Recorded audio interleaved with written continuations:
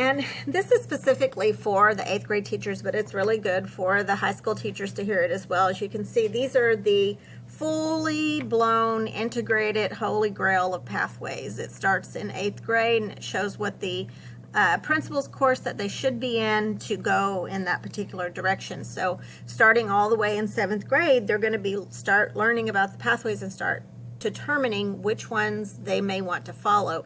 And in 8th grade, taking a pathway, a principal's course for your pathway, because these 8th graders are going to have to take sometimes 1, 2, and up to 3 different principal's courses. So it gives them a good survey of what it is.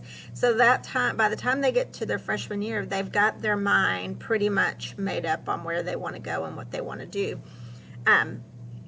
Making it a whole lot more difficult for them to transition in and out of a pathway.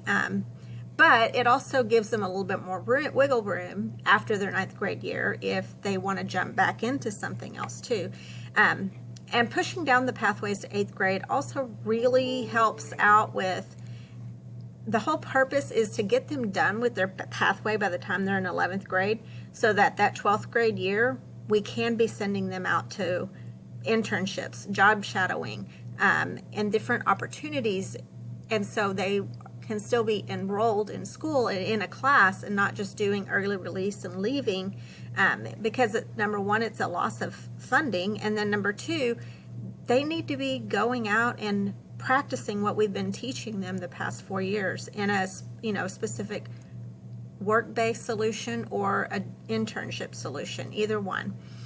So that's the whole point of pushing the pathways down into the middle school and having them start right off the bat.